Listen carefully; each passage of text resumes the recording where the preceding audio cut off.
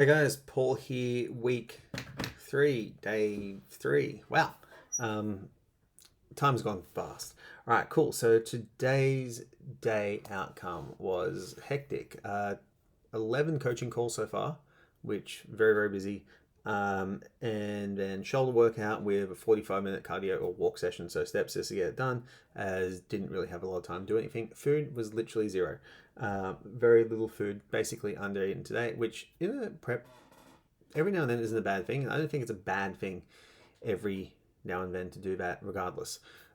So if you're in a dieting phase, because if you eat a little bit less one day, like, it's not the worst thing in the world. You're not going to die. You're not going to shrink. You're not going to lose all your muscle mass. Blah blah blah. So really good day.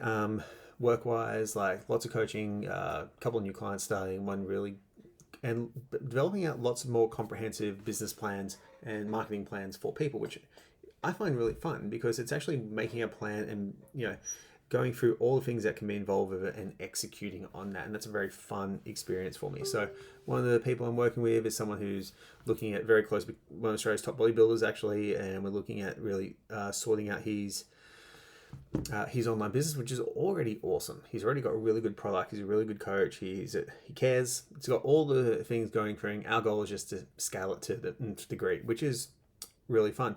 Helped a bunch of students out with some personal problems, which more of a life coaching role, which we do at NPC. I am not the life coach. My wife is far better at that than me. Bunch of coaching clients calls, just like a really overall busy day in terms of work. Managed to go see my daughter at the beach for a few minutes, which was nice. Cook a dinner, all those nice things that happen. So the kind of lesson for today that from the prep that we got is, well, on the workout, shoulders, experimented with a couple of new lifts for the deltoids. Historically, lateral delts and the cap on the shoulder has been one of my weaker points. They come through good at the end when super lean, but they're not something that like is overtly prominent. Okay, so really a little bit of playing around with different cable exercises and different ranges of motion and ways to target the tissue to try and find out the best outcome. And I found today probably a couple of really good ones. One that targets the lateral and the posterior head, and one targets the lateral head in the lengthened position, and then also some slight anterior head. And I call it lateral, not medial head of deltoid, because it is lateral in the body. That's just a personal anal retentive thing. But it was really, really good. When I went to overhead presses in that after those two exercises, they were obviously fairly challenging from that pre-fatigue of the anterior head of a deltoid and the lateral head as well, which does contribute quite a lot to that part of the motion of an overhead press. But again, where first set, when I looked at it, my second set was better. And the second set was better probably because I keyed in a little bit more mentally. I went into the first set of that with the expectation I would have fatigue. Okay, the expectation I would have fatigue in the shoulders, and I even mentioned it just then. Expectation I have fatigue from the work that I did. Cool. And then had my rest period, was listening to some ridiculously angry music, and thought to myself, I could definitely do more reps than that. I set myself up for that. So a lot of the time, when you are trying to build muscle or training in the prep, or anything that you really do, there's a level of effort that you will put into it. And generally what humans will do, and this is part to do with our survival nature and conservation of energy, etc., is we will put in a minimal viable effort to either do the task, or if we know how much we need to improve or we need to do better, we're going to improve by the smallest increment possible as another way of conserving energy and effort, but still with the ability to give ourselves a little pat in the back and go there. And it was very interesting today with all the guys and girls I'm prepping, when they were posting in the group today their form videos and their form checks, I was actually telling them how far away from failure they were. And one did a set of 12 reps. Okay, great. I looked at the video of it and I was like, you got at least 5 more in the tank. And they did that 17 reps in the next set on the leg press. And it's kind of reflective of the fact that we will train to a level of expectations, whether that expectation is ours or one that someone else has put on ourselves. And from there, then what happens is that's the level we hit to. If we have someone else or ourselves pushing ourselves to a higher level, we have a higher level of expectations of ourselves, or someone is expecting us to do more, we will guarantee always do more. The biggest representation I've ever seen of that was when I was training a client back in a commercial gym when I was subcontracting there. I was training 11 people at once. I did semi-private models in a commercial gym. So I just basically walked around telling people what to do. It was really fun, but also very tiring, and it pissed off a lot of gym members because I was all over the place taking all the equipment. They just said leg presses. It was like an okay weight. They did 10 reps. And this person had legs on them, like muscular legs.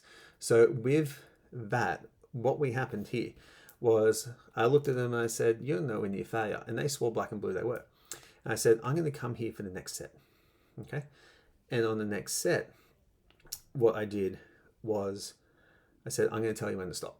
You're just going to keep going. When we got to 30 reps, I gave up and walked away because we increased his weight by his repetitions by 20 reps. And that was just simply because of the expectations and also knowing how hard you can work. People will generally shy away from discomfort.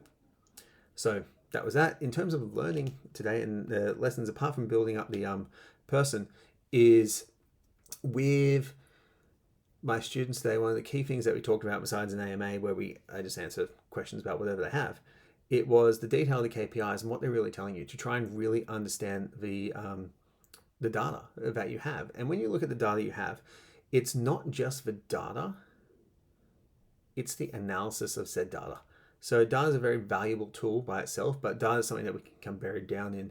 And unless we actually have a meaningful way to change our behaviors based on the data point, it's a waste of time. So I went through with the students the data points that I generally tend to collect and what I'm looking for in that data point to see what's going on. So if someone's using organic marketing, what we'll do is we'll look at the number of posts they do, okay? And if those posts will generate a certain number of leads, those leads will be divided into cold, warm, and hot, okay? So I don't consider a lead someone who likes a post. I just think it's a poor quality metric because let's say your mum likes the post. You're not going to sell her. She's not a lead. Your partner does it, no lead. They're just showing support. So for people who you don't have a relationship with, simply a like or a comment or whatever, unless it's a comment saying, yes, I want to know more, it's actually a cold lead. So you can engage them into a conversation to see, how well they're going. A warm lead is someone who actually starts responding back to that conversation. So that you start engaging in a conversation over DMs or whatever it is. And then you've got a hot lead, which is someone who's actually booking a call and is ready to go through the sales consultation process for you.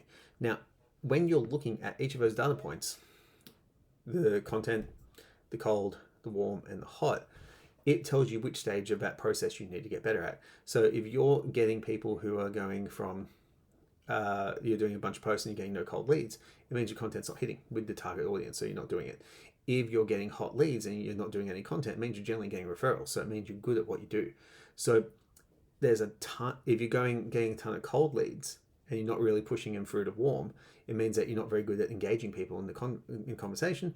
And then if you're not taking from warm to hot, you're not good at actually finding their issue and convincing them that you have the ability to solve their problem. So point of it is get data, but then when you're getting data, understand what that is useful for. So that's why we do body weight on the scale daily in the prep, because we want to see the overall average of a week of how someone's going, and we want to check weights out and your performance in the gym, because that's going to be the biggest proxy for muscle loss and or potentially muscle gain in a prep. So guys, busy day, one more call to go. Wish me luck, and I'll see you tomorrow.